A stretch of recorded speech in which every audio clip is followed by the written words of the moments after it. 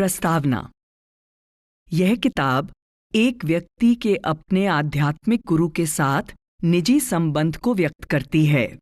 प्रेम, आश्चर्य, भक्ति, समर्पण और प्रभु धाम को जाने वाले मार्ग की चर्चा करने वाली किताब यह बताती है कि एक करुणामय गुरु का होना नितांत आवश्यक है, जो सभी महत्वपूर्ण आध्यात्मिक प्रयासों का प्राण तथा केंद्र है, जिनका सर्वोच्च गुण है प्रत्यक्ष प्रेम, वही प्रेम जो उनकी शिक्षा का सार है।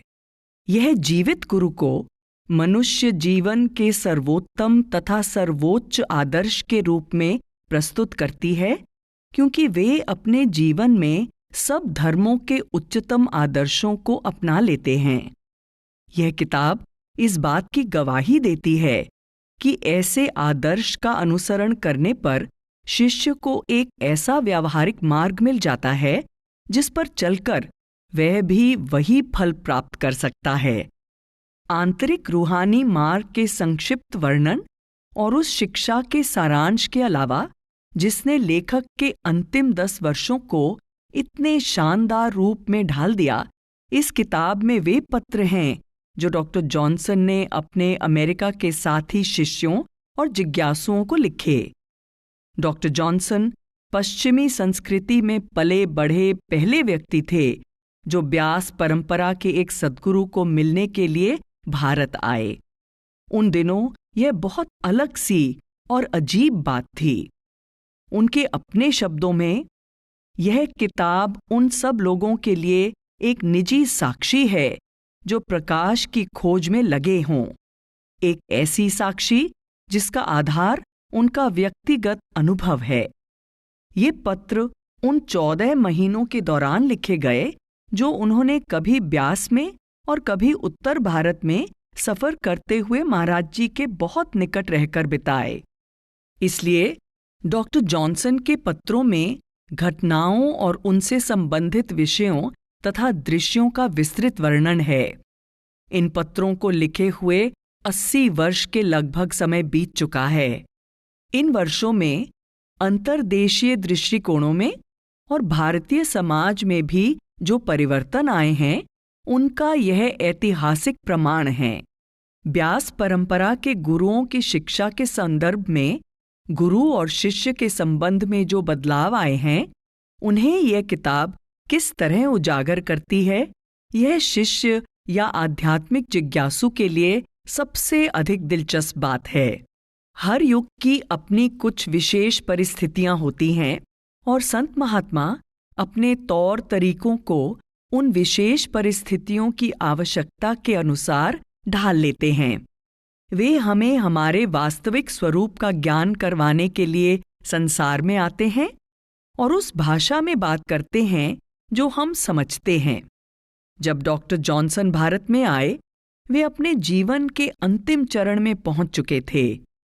अपने दिलचस्प और विविध अनुभवों से भरे जीवन में वे सत्य की खोज में कभी डामाडोल नहीं हुए, उस व्यावहारिक मार्ग की खोज में जिस पर चलकर वे स्वयं अनुभव कर सकें और सत्य को जान लें।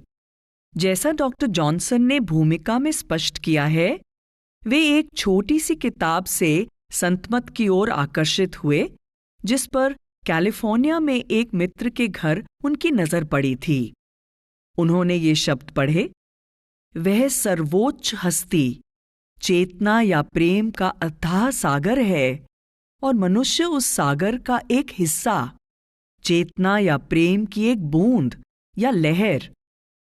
प्रेम सृष्टि का सार और आधार है, इसलिए किसी भी दिशा में कोई भी प्रयास, चाहे वह भौतिक हो या आध्यात्मिक, सफल नहीं हो सकता यदि वह प्रेम या स्नेहपूर्ण आदर की भावना से नहीं किया जाता, और न ही वह काम या श्रम आसान, आनंददायक और मधुर हो सकता है। ये शब्द उनके अभी अभी हुए एक गहरे निजी आत्मज्ञान प्राप्त करने के अनुभव से पूरी तरह मिलते थे।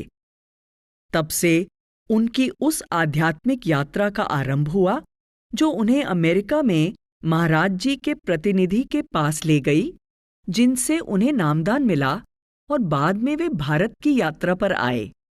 यह किताब अपने गुरु के साथ बिताए आश्चर्यजनक जीवन के अनुभवों को थोड़ा बहुत व्यक्त करने का एक प्रयास है। उस छोटी सी किताब के जिन शब्दों ने उन्हें सबसे पहले अपनी ओर आकर्षित किया था, उनके सत्य सिद्ध होने के आनंद की यह एक अभिव्यक्ति है। कृतज्ञता, आश्चर्य और श्रद्धायुक्त भय से भरे हृदय के उद्गार। आज 21वीं शताब्दी के शुरू में बहुत से श्रोता इस प्रकार के अबाध प्यार और आत्मसमर्पण की संभावना को मानने में भी हिचकिचाएंगे। आज हम अपने को एक ऐसी भौतिक संस्कृति में पाते हैं जिसकी विशेषता वैज्ञानिक संदेहवाद है और जो दुनिया भर में फैली हुई है। हमने अपने महापुरुषों और देवी देवताओं को अपनी दलीलों द्वारा विधिवत नकार दिया है और अब हमें जीवन का कोई अर्थ तथा उद्देश्य नहीं मिलता और न ही ऐसा कोई आधार मिलता है जिस पर हम आचरण का कोई सामान्य नियम बनाएं ताकि हम इंसानों के बीच एक व्यावहारिक तालमेल स्थापित हो सके। बचपन में ही हमें बौद्धिक जांच पड़ताल की बारीकियों में जाने की शिक्षा दी जाती है और सूचना संचार के इस युग ने ज्ञान की अपूर्णता को उजागर कर दिया है। सूचना संचार की तकनीक सब जगह फैल गई है और इसी कारण कूट बुद्धिजीवियों के लिए अनुकूल परिस्थितियां बन गई हैं जिनमें वे प्यार और सुरक्षा के लिए बेचैन लोगों के दिलों में जगह बना लें। हाल ही के कुछ वर्षों में हर महाद्वीप में कितने ही झूठे गुरुओं ने प्रचार करके खुशी और स्थायी आनंद के नुस्खे बेचे हैं और भौतिक तथा व्यक्तिगत सत्ता के लोभ की पूर्ति के लिए मनुष्य जाति की आध्यात्मिक मार्गदर्शन की तीव्र लालसा का अनुचित लाभ उठाया है।